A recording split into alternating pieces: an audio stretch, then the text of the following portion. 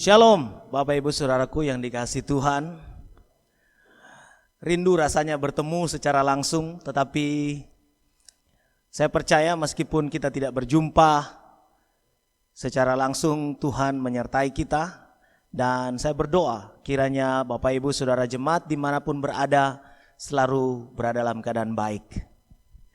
Nah, hari-hari ini memang iman kita sebagai orang Kristen sepertinya sedang diuji dengan suatu hal yang nampaknya terlalu besar dan terlalu berat bagi kita.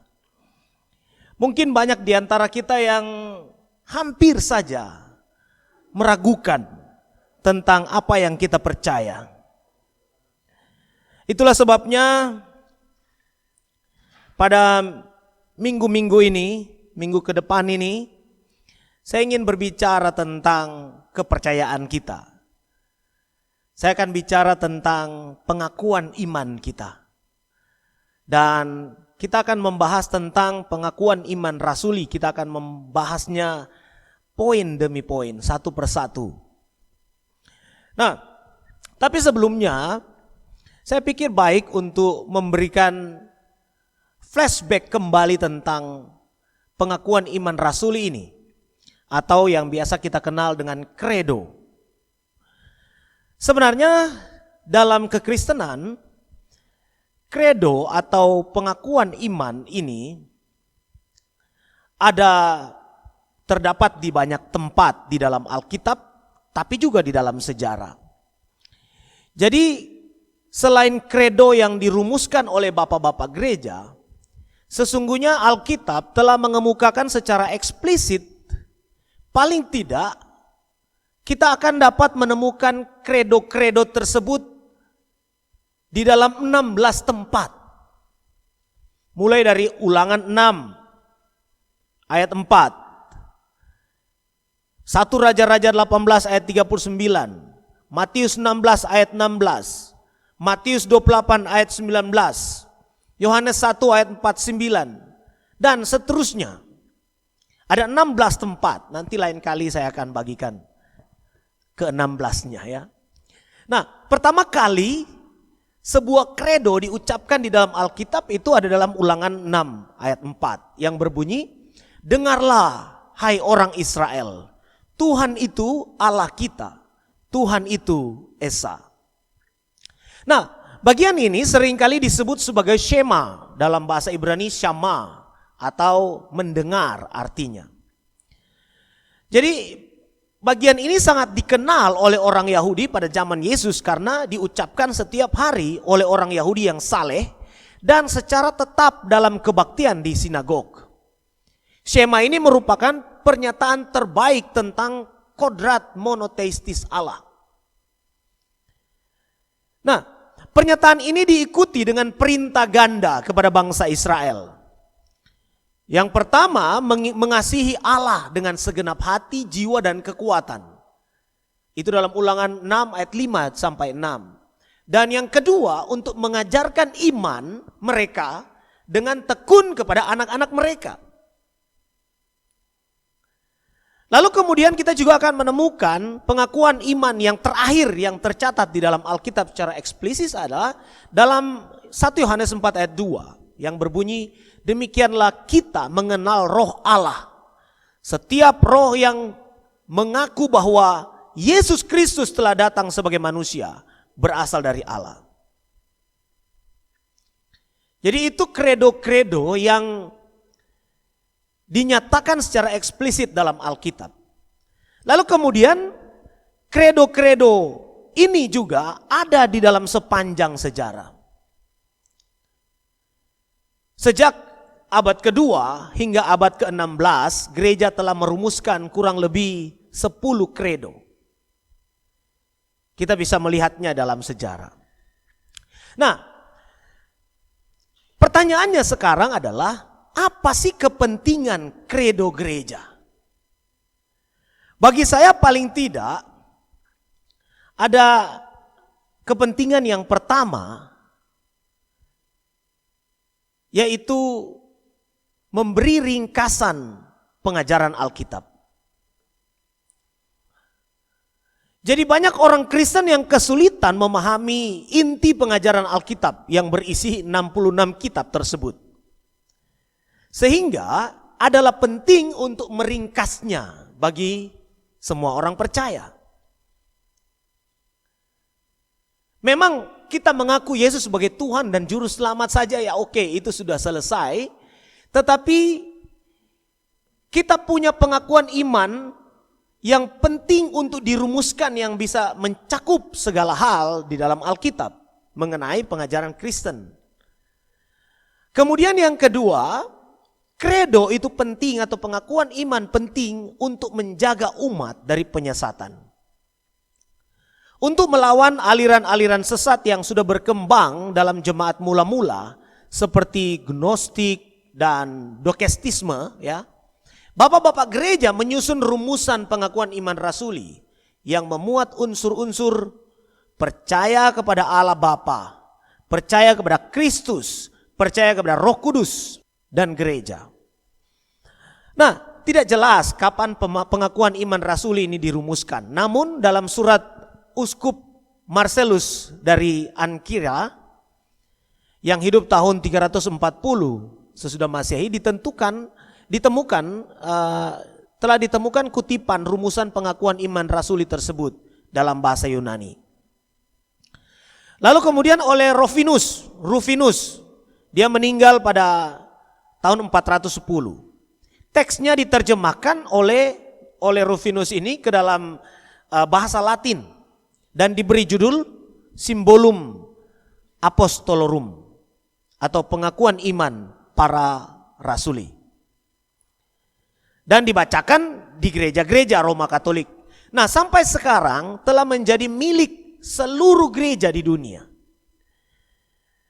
Jadi dalam beberapa minggu ke depan ini, jikalau Tuhan berkenan melalui mimbar ibadah minggu kita akan membahas kredo rasuli secara berseri.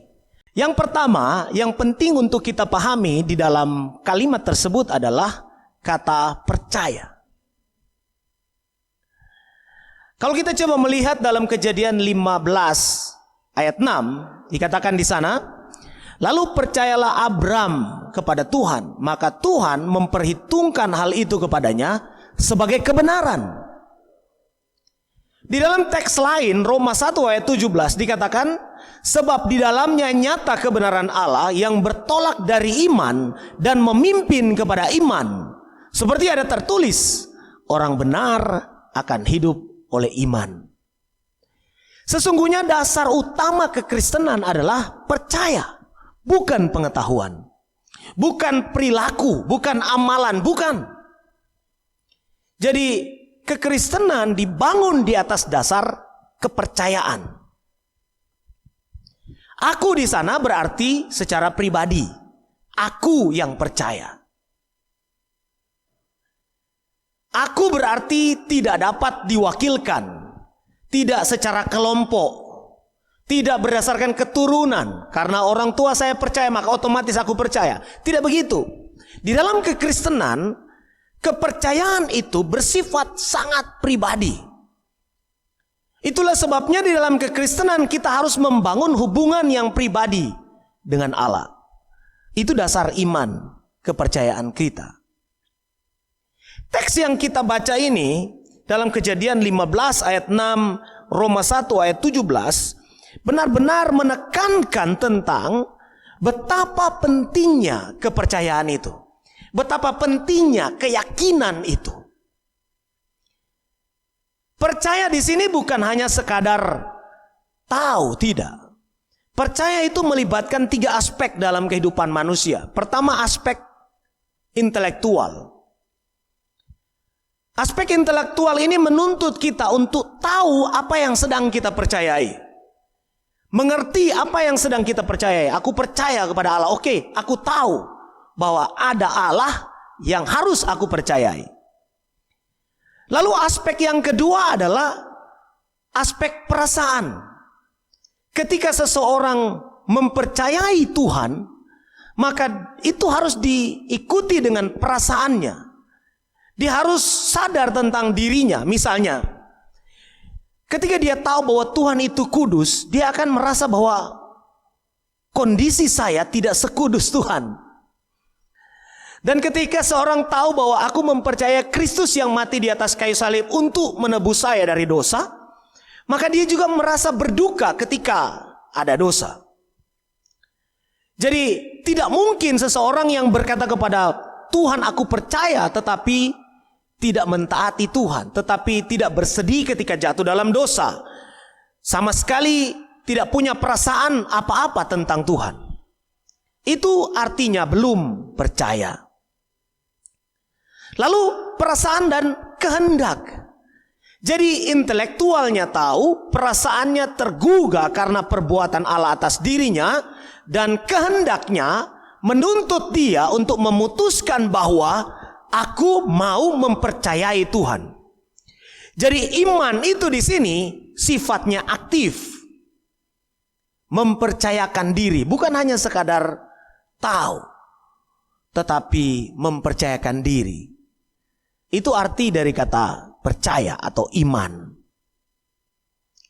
Jadi iman secara pribadi. Nah, saudaraku yang dikasihi Tuhan, pada suatu hari waktu saya masih SMA, ada seorang kakek tetangga saya yang kalau dia lihat saya mau ke gereja pada hari Minggu, dia selalu memanggil saya dan menitipkan uang persembahannya. Dengan berkata begini, dia memasukkan uang dalam amplop lalu kemudian dia serahkan. Nanti kamu bawa ke gereja. Saya tanya, apa ini? Lalu dia bilang, itu uang persembahan opa. Titip saja. Loh, opa tidak masuk gereja? Tidak. Kamu saja yang bawa. Itu sudah wakil. Nah, di sini yang kalau dulu saya berpikir itu tidak ada masalah, tetapi rupanya setelah memahami firman bahwa iman itu sifatnya pribadi, tidak dapat diwakilkan. Kepercayaan itu harus dari dalam hati orang secara pribadi. Maka saya tahu bahwa itu salah. Iman kita tidak ada yang dapat mewakilinya. Kepercayaan kita kepada Tuhan itu sifatnya aku dan Tuhan. Bukan kita dan Tuhan, bukan. Karena kita sendiri yang bertanggung jawab di hadapan Tuhan. Pada saatnya nanti masuk surga, kita sendiri akan masuk surga karena kita sendiri percaya kepada Allah. Dan kalau masuk neraka pun begitu. Gitu. Kita bisa mendoakan orang lain untuk dia bertobat waktu masih di dunia. Lalu kemudian setelah dia bertobat, baru dia bisa masuk surga. Tetapi ketika kita mendoakan orang lain yang sudah meninggal untuk dia masuk ke dalam surga, itu tidak mungkin lagi. Sebab firman Tuhan berkata, sebab manusia ditentukan untuk mati satu kali, kemudian dihakimi. Ditambah lagi dengan keyakinan kita itu sifatnya pribadi. Aku percaya. Nah, pertanyaannya bagi setiap kita adalah bagaimana kita memahami pengakuan iman ini hari-hari ini? Apakah kita berpikir dengan kalau istri saya sudah beribadah berarti itu sudah mewakili? Atau kalau anak saya anggota keluarga kami sudah beribadah itu sudah mewakili? Oh, kita sedang tersesat kalau begitu. Karena iman atau kepercayaan kita itu sebagai orang Kristen itu sifatnya pribadi. Itulah sebabnya kita hanya dapat membujuk orang atau menawarkan keselamatan yang di dalam Kristus kepada orang lain. Kita tidak bisa memaksakannya. Karena iman harus muncul dari dalam diri seseorang secara pribadi kepada Allah. Itu yang pertama. Aku percaya. Lalu kemudian yang kedua, kepada Allah Bapa. Kalau kita coba membuka 2 Samuel 7 ayat 14, dikatakan begini. Aku akan menjadi bapanya dan ia akan menjadi anak.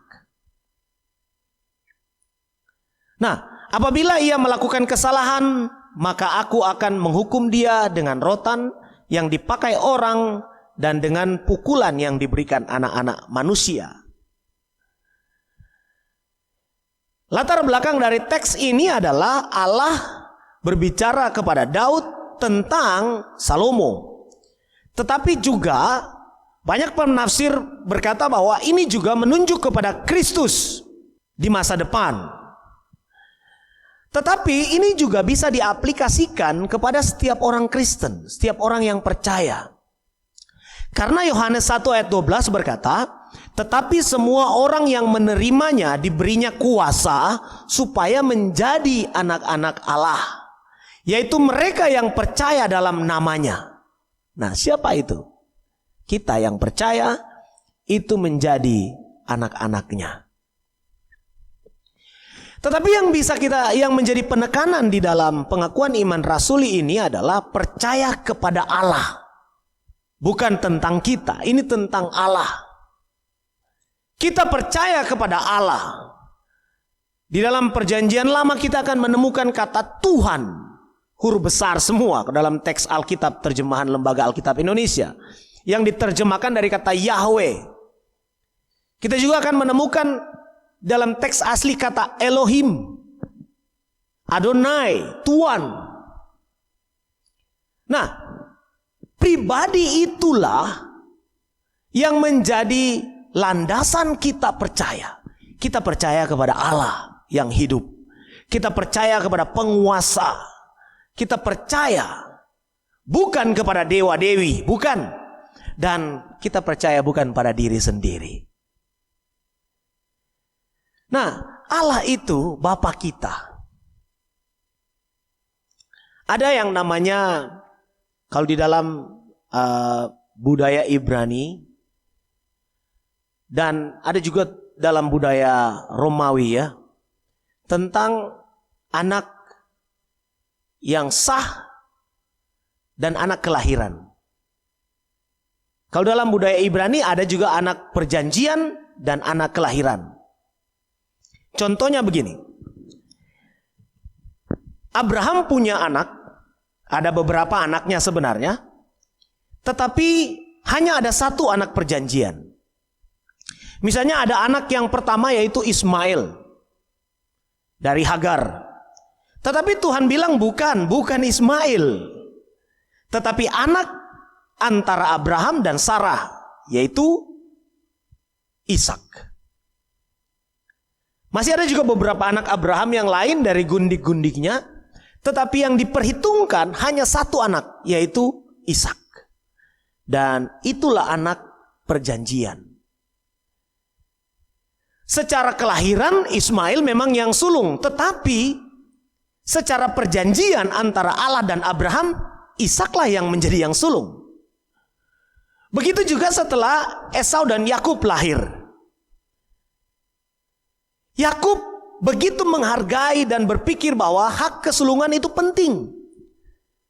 Lalu dengan cara menipu, dia mengambil hak kesulungan itu dari kakaknya secara lahir. Jadi Yakub akhirnya menjadi yang sulung di dalam konteks itu. Nah, Bapak Ibu Saudaraku yang dikasihi Tuhan, kita ini adalah anak-anak Allah secara perjanjian. Kita ditentukan, kita dilahirkan di dalam keluarga Allah, dan kita menjadi anak-anak Allah. Apa artinya anak? Apakah artinya anak Allah kita lahir dari Allah Bapa dan seorang ibu perempuan manusia? Tentu saja tidak.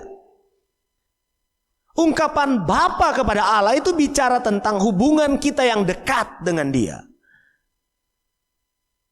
Ini kita bisa tahu karena Tuhan Yesus menyebut Allah itu Bapa. Ketika Dia berkata, kalau kamu mau berdoa, katakanlah Bapa kami yang di surga. Kalau kamu mau berdoa, masuklah ke dalam kamar dan berdoalah kepada Bapa di tempat tersembunyi. Itu Bapa. Kita punya hubungan yang dekat dengan Dia.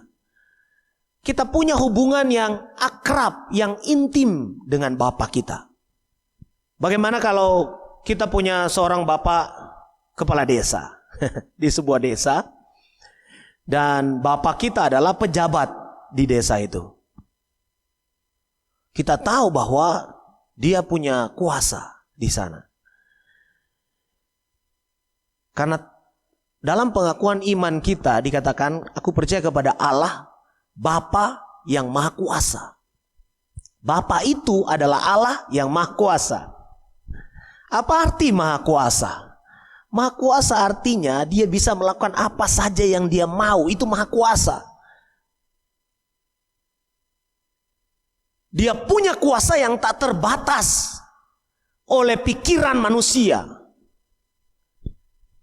Meskipun kadangkala kita membatasi dia dengan pikiran kita. Kita membatasi rancangan-rancangannya dengan pikiran kita. Kita berpikir tidak mungkin Allah melakukan ini, kita berpikir tidak mungkin Allah melakukan itu. Tetapi bayangkan saja, kalau misalnya kita punya seorang bapak pejabat desa. Kalau kita di desa, kalau mau lebih tinggi lagi, kita punya bapak seorang pejabat kabupaten. Misalnya bapak kita bupati. Tentu kita akan punya banyak koneksi dan banyak hal yang dapat dipermudah. Kalau orang tahu, dia itu anaknya bupati, kita akan diberikan kelonggaran banyak hal. Apalagi kalau kita tahu bahwa Allah kita Allah Maha Kuasa, Bapa kita Maha Kuasa. Percayakah kita bahwa Allah sanggup melakukan apa saja yang Dia mau atas kita? Allah sanggup menjawab setiap doa dan permohonan kita. Allah sanggup melepaskan kita dari berbagai macam pergumulan kehidupan. Allah sanggup menyelamatkan kita bahkan dari maut sekalipun. Itu tidak menyulitkan Dia, bukan? Nah, Bapak Ibu Saudaraku yang dikasihi Tuhan, pertanyaannya kepada kita, di hari-hari yang berat ini, masihkah kita mempercayai Allah, Bapa yang Maha Kuasa itu? Kepada siapa kita datang untuk meminta pertolongan? Kepada siapa? Kita datang untuk berserah kepada siapa? Jangan sampai pengakuan iman kita yang kita ucapkan setiap minggu, aku percaya kepada Allah, Bapa yang Maha Kuasa itu, hanya sebagai lip service.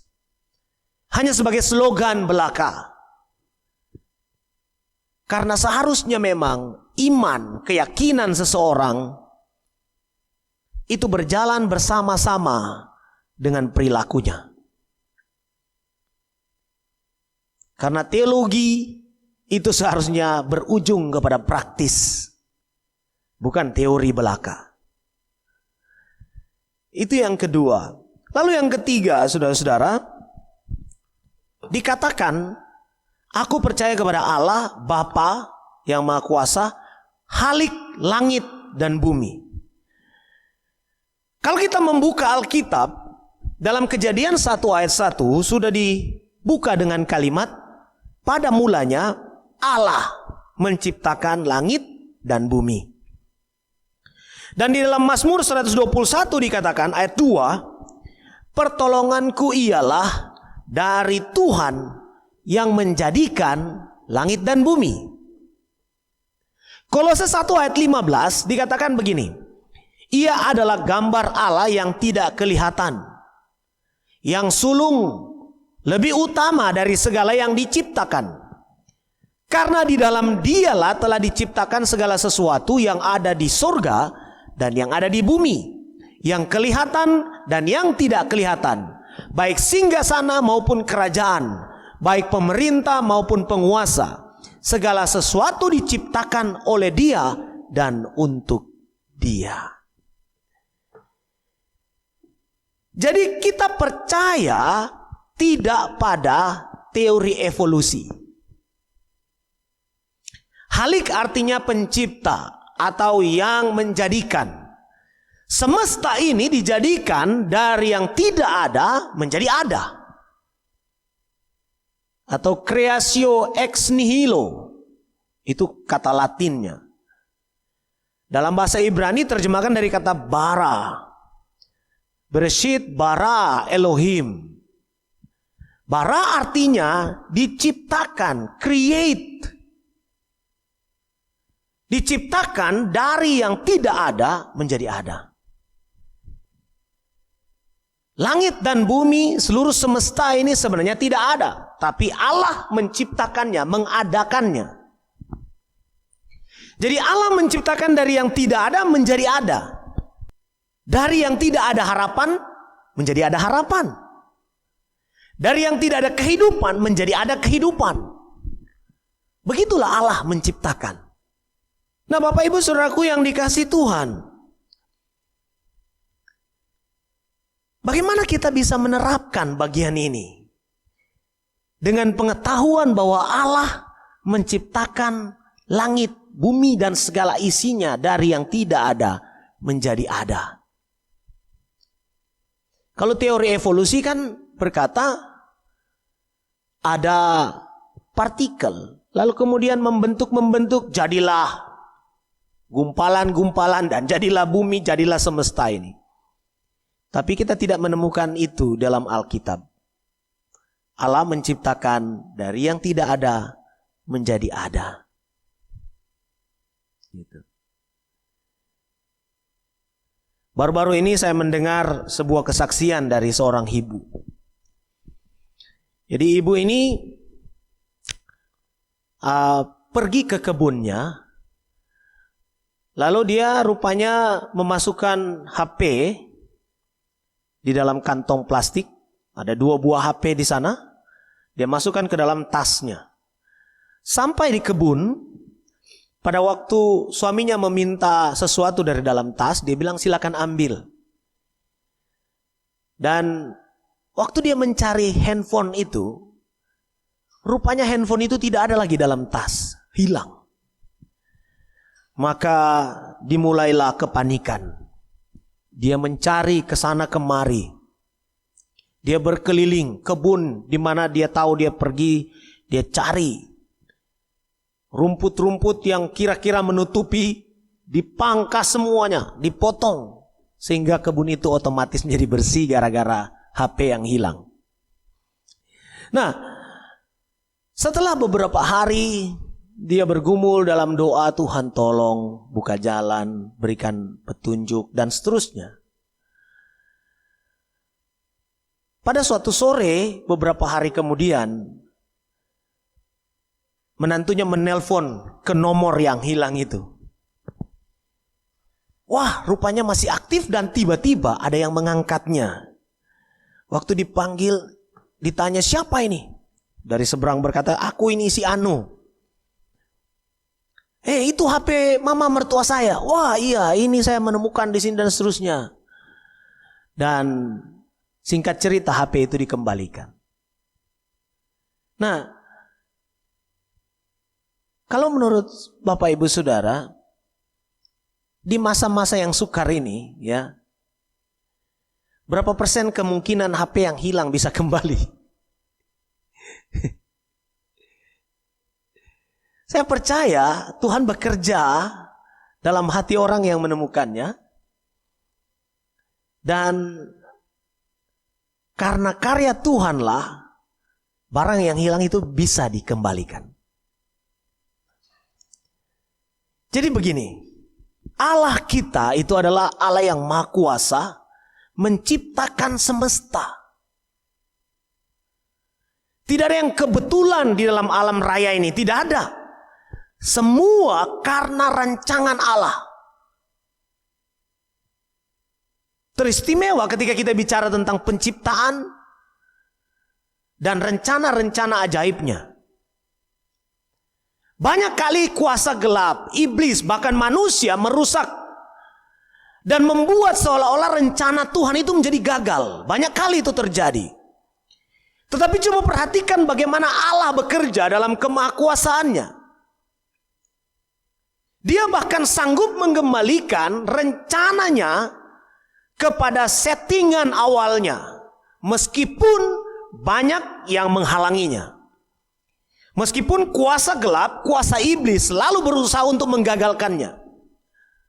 Dia menciptakan Adam untuk bekerja menjadi wakilnya di bumi. Lalu kemudian Adam dan Hawa tergoda dan jatuh dalam dosa.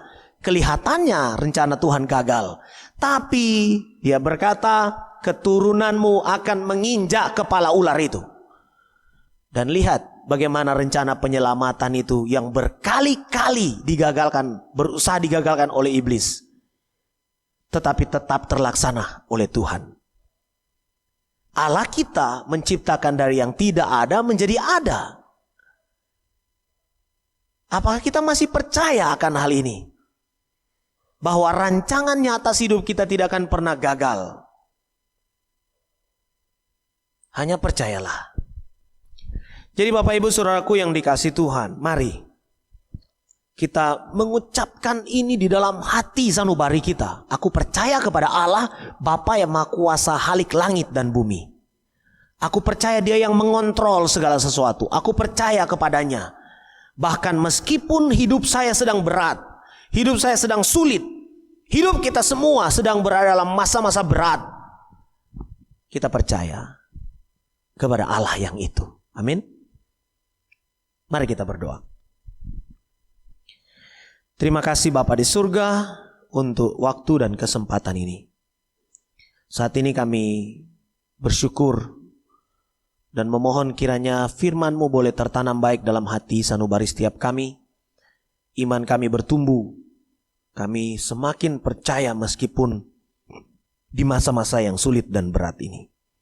Terima kasih Tuhan, ini doa kami. Dalam nama Tuhan Yesus. Haleluya. Amin.